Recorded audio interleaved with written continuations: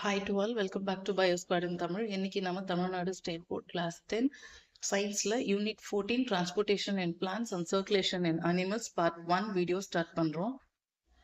இந்த இன்ட்ரோடக்ஷன் போர்ஷன்ல multicellular organisms possess millions of cell. அதுதானே மல்டிசெல்லுலர் ஆர்கானிசம். நிறைய செல்ஸ் இருந்ததுன்னா அது மல்டிசெல்லுலர். இப்போ நிறைய செல்ஸ் இருக்கு. அப்போ எல்லா செல்ஸ்க்கும் எனர்ஜி தேவைப்படும், எல்லா செல்ஸ்க்கும் ஆக்சிஜன் தேவைப்படும்.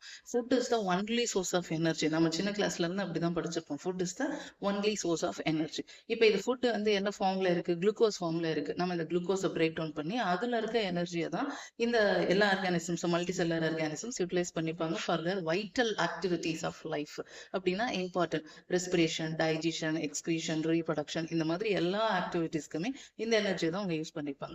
நம்ம ஆல்ரெடி தெரியும், பிளான்ட்ல வந்து ரூட்டு வாட்டர் அண்ட் மினரல்ஸை சக் பண்ணணும் சாயில்ல இருந்து, லீஃப் ஃபுட்டை ப்ரிப்பேர் பண்ணணும். இப்போ இந்த ரூட் சக் பண்ற இந்த வாட்டர் அண்ட் மினரல்ஸ் பிளான்ட்டோட எல்லா போர்ஷன்ஸ்க்கும் எப்படி போகுது, அதே மாதிரி லீஃப் ப்ரிப்பேர் பண்ற ஃபுட்டு பிளான்ட்டோட எல்லா போர்ஷன்ஸ்க்கும் எப்படி மூவ் ஆகுது, இதை பத்தி தெரிஞ்சுக்கிறதுக்கு நம்ம ஏற்கனவே அனாட்டமில படிச்ச ஒரு பாயிண்ட்டை ரீகால் பண்ணிக்கலாம். அங்க என்னென்ன படிச்சிருப்போம் நம்ம?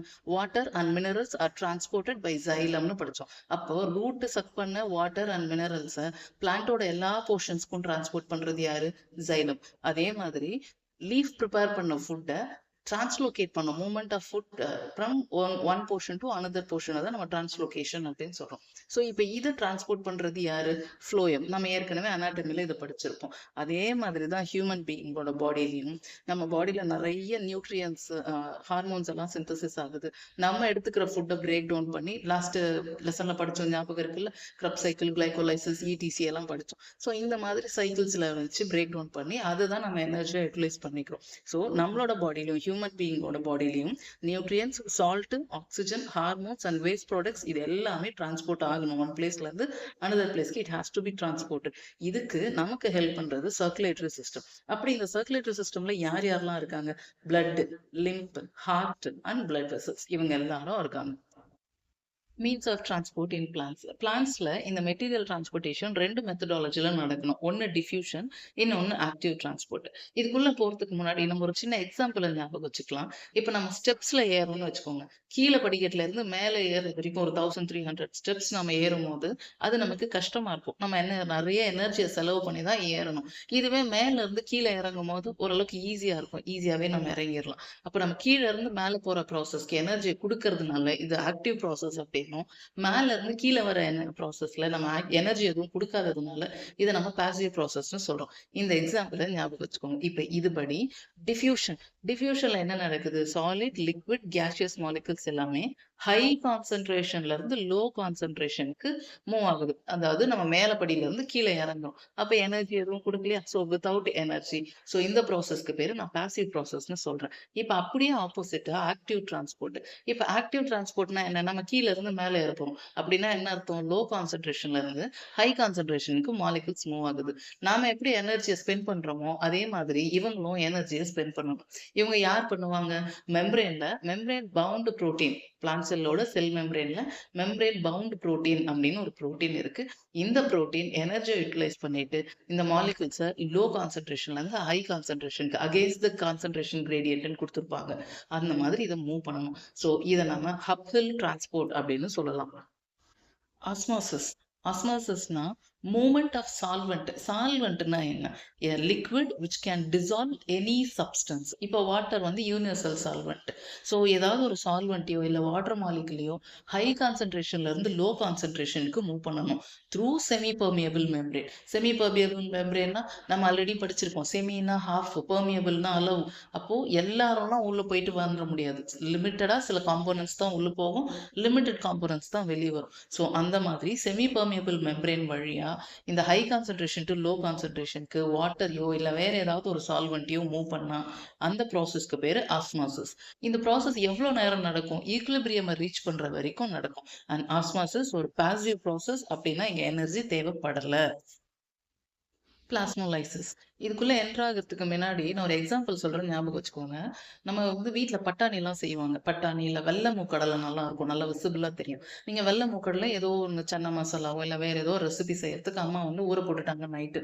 அன்பார்ச்சுனேட்லி நெக்ஸ்ட் டே மார்னிங் அத ப்ரிப்பேர் பண்ண முடியலன்னா என்ன பண்ணுவாங்க, எடுத்து வெயில்ல காய வச்சுட்டு, அதுக்கப்புறம் ஒரு 2 டேஸ் 3 டேஸ் கழிச்சு யூஸ் பண்ணிக்கலாம் அப்படின்னு எடுத்து வெயில்ல காய போடுவாங்க. அப்படி காய போடும்போது நீங்க பார்த்தீங்கன்னா, அதோட தோல் எல்லாம் நல்லா ஷ்ரிங்க் ஆயிருக்கும். இதுதான் பிளாஸ்மோலைசிஸ். இப்போ எக்ஸாக்ட்டா புக்ல இருக்க கன்டென்ட் படி, இஃப் ஒரு பிளான்ட் செல்லு ஹைப்பர்டோனிக் சொல்யூஷன்ல இருக்கும்போது, ஹைப்பர்டோனிக்னா என்ன? செல்லுக்குள்ள வாட்டரோட கான்சன்ட்ரேஷன் ஜாஸ்தியா இருக்கு.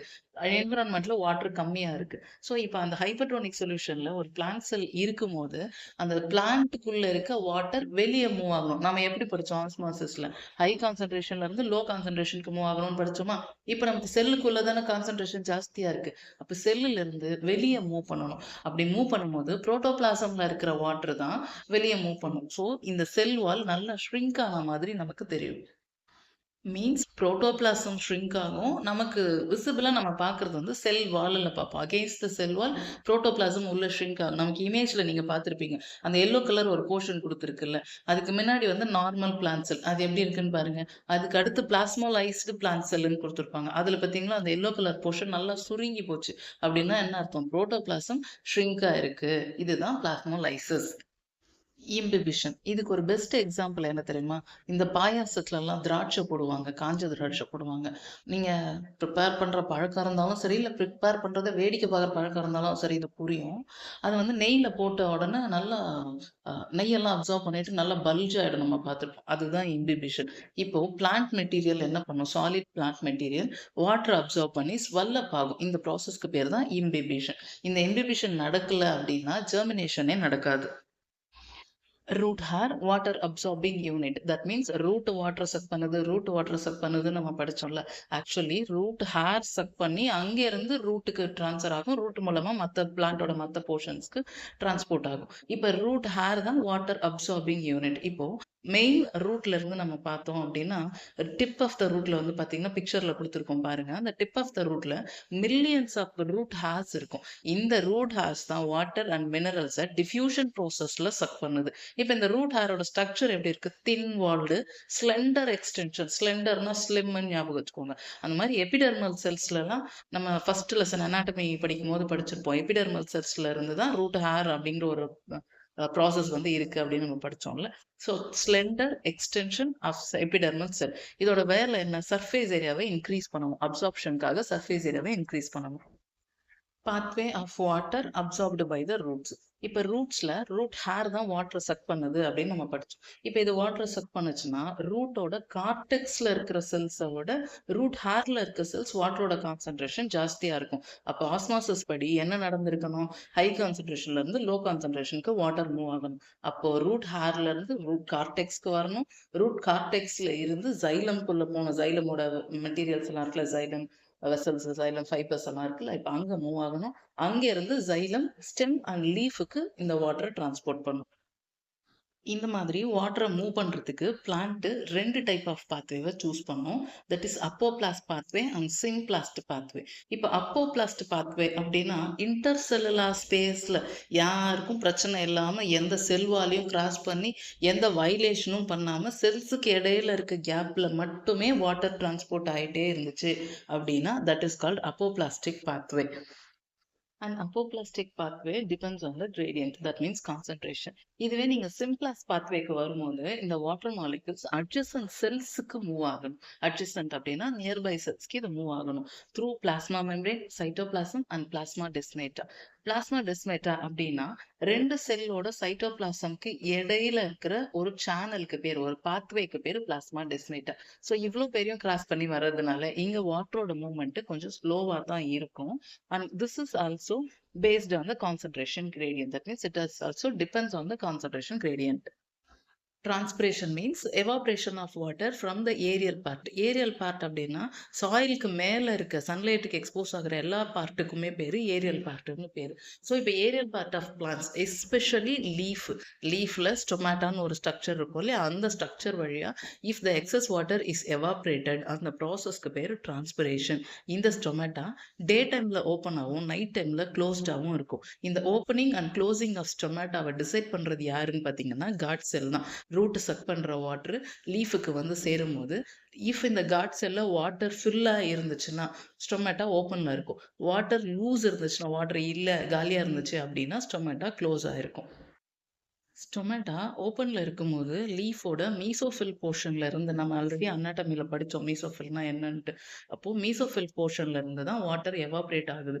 இப்போ என்ன ஆகும், மீசோஃபில்ல வாட்டரோட கான்சென்ட்ரேஷன் கம்மியா இருக்கும். ஆனா ஜைலம்ல வாட்டரோட கான்சென்ட்ரேஷன் ஜாஸ்தியா இருக்கும். அப்போ ஆஸ் பர் ஆஸ்மாசிஸ் ப்ராசஸ் எனக்கு ஜைலம்ல இருந்து வாட்டர் மறுபடியும் லீஃபுக்கு ரீப்ளேஸ் ஆகணும். இப்போ ஜைலம்ல வாட்டரோட கான்சென்ட்ரேஷன் கம்மியாயிருச்சா எங்க இருந்து வரணும், ரூட்டோட கார்டெக்ஸ் செல்ல இருந்து வரணும். அப்போ ரூட் ஹேர் வாட்டர் தொடர்ந்து அப்சர்வ் பண்ணிக்கிட்டே இருக்கும். இந்த ப்ராசஸ்க்கு பேர் தான் டிரான்ஸ்பிரேஷன் புல். இது ஏன் இந்த மாதிரி நடக்குது அப்படின்னா அப்பதான் கண்டினியூஸ் வாட்டர் சப்ளை இருக்கும். இந்த பிக்சரை பார்த்தீங்கன்னா உங்களுக்கு புரியும். ஆரோ மார்க்ஸை ஃபாலோ பண்ணிக்கோங்க. லீஃப்ல இருந்து வாட்டர் மாலிகுல்ஸ் வெளியே போகுது. இந்த ப்ராசஸ்க்கு பேர் என்ன, டிரான்ஸ்பிரேஷன். கீழே ரூட்ல பாருங்க, அங்க மேல தண்ணி வெளியே போக போக கான்சென்ட்ரேஷன் டிஃபர் ஆகிட்டே இருக்கிறதுனால ரூட்டு கண்டினியூஸா வாட்டரை சப்ளை பண்ணிக்கிட்டே இருக்கும். ஸோ டிரான்ஸ்பிரேஷன் புல் அப்படிங்கிறது இதுதான். என்னென்ன ஃபேக்டர்ஸ் இந்த டிரான்ஸ்பிரேஷனை அஃபெக்ட் பண்ணுது? எக்ஸ்டர்னல் ஃபேக்டர்ஸில் temperature, light, humidity and wind speed. Internal ஃபேக்டரில் வரும்போது number and distribution of stomata, எவ்வளோ தூரம் ஸ்டொமேட்டா ஓப்பன் ஆயிருக்கு, percentage of open stomata, and water status of the plant. பிளான்ட்ல நிறைய தண்ணி இருந்துச்சுன்னா தான் எவாப்ரேஷன் நடந்துகிட்டே இருக்கும். பிளான்ட்லேயே கம்மியாக தான் தண்ணி இருக்குது, கிடைக்கிறதெல்லாம் எவாப்ரேட் பண்ணிவிட்டு அப்புறம் என்ன பண்ணுறது? So water status of the plant. Then canopy structure. Significance of transpiration. இது டிரான்ஸ்பிரேஷன் புல்லை கிரியேட் பண்ணி வாட்டரை பிளான்ட்டோட எல்லா போர்ஷன்ஸ்க்கும் டிரான்ஸ்போர்ட் பண்ணுறதுக்கு ஹெல்ப் பண்ணுது. நெக்ஸ்ட்டு ஃபோட்டோசிந்தசிஸ் ப்ராசஸ் லீஃப்ல தான் நடக்கும். அதுக்கு தேவையான ஃபுட்டு வாட்டர் சப்ளை பண்ணுறதும் இந்த டிரான்ஸ்பிரேஷனோட வேலை தான். ஸோ இந்த டிரான்ஸ்பிரேஷன் ப்ராசஸ் மூலமாக வாட்டர் பிளான்ட்டோட எல்லா பார்ட்டுக்கும் போகும்போது மினரல்ஸும் சேர்ந்து கூடவே டிரான்ஸ்போர்ட் ஆகிடும். லீஃபோட சர்ஃபேஸை கூல் பண்ணுறது இதோட வேலை. அதே மாதிரி இந்த செல்ஸை டர்ஜிடாக மெயின்டைன் பண்ணதுனால தான் அதோட ஷேப் மெயின்டைன் ஆகும். Root pressure. சாயிலில் இருக்க மினரல்ஸ் எல்லாம் ரூட்டோட ஜைலம் டிஷ்யூஸ்குள்ள என்டர் ஆகுது, டிரான்ஸ்போர்ட் ஆகுது.